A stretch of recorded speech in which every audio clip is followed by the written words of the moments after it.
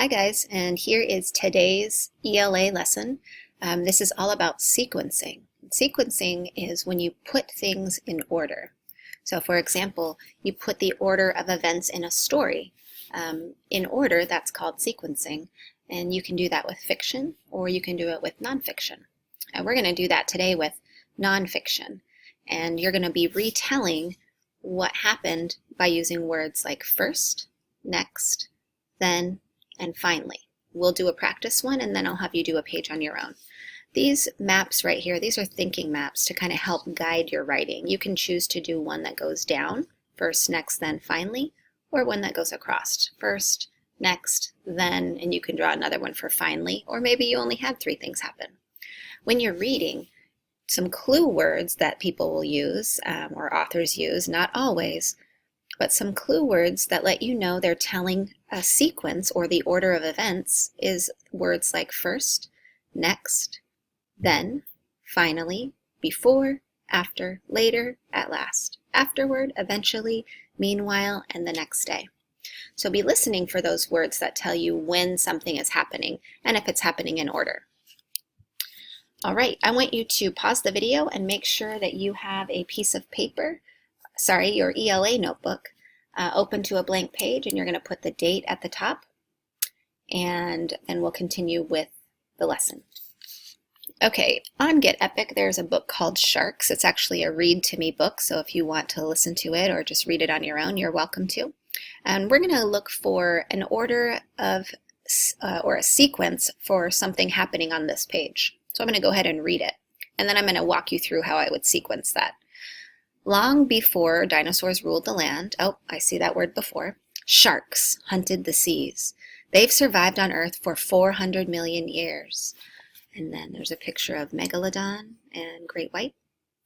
The now extinct Megalodon shark lived 15 million years ago.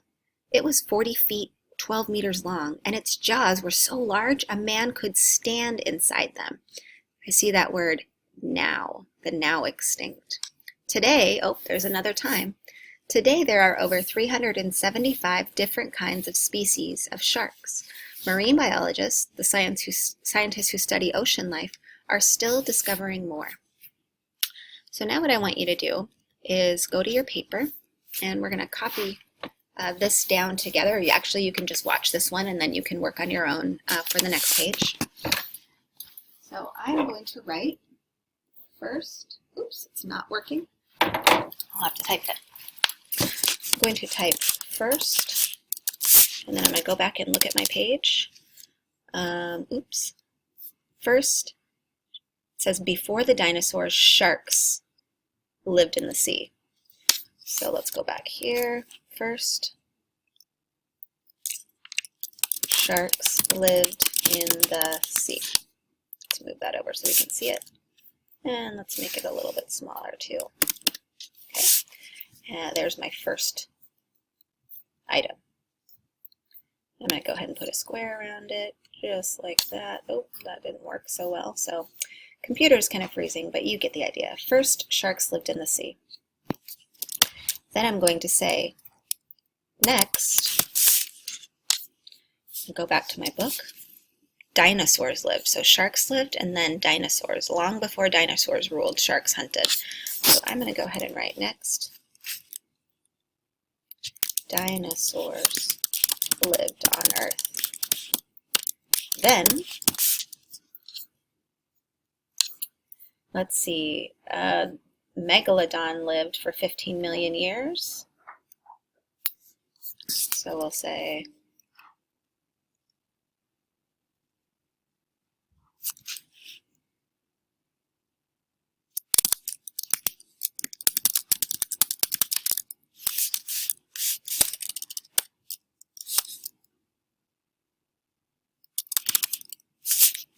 what did it say? Megalodon lived 15 million years ago.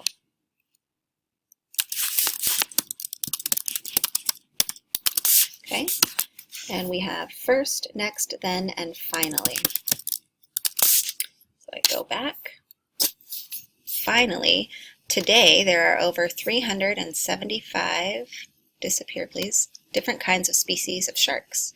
Marine biologists, so scientists who study ocean life, are still discovering more. So I could say, finally, there are 375 kinds of sharks today, which is, I think, what I'll do. So there are 375. There are 375 different species of sharks today. There. So I read my story. I listened for clue words or things telling me the order that something happened. And then I wrote it down in a first, next, then, and finally. I could have drawn boxes around them had the smartboard been working. But you get the idea, and you can come back to this by rewinding the video if you need some help with the next step. So what you're going to do is go to Get Epic, and you're going to find, actually you don't have to go to Get Epic, you can watch it on this video. This is called Shark Attack, and I want you to listen for the order in which things happen, and then you're going to retell it using that first, next, then, finally. And I'll go ahead and read it aloud. If you prefer to read it on your own, you can pause the video. Shark attack. A shark begins to look for its prey when it is within about 100 feet, 31 meters.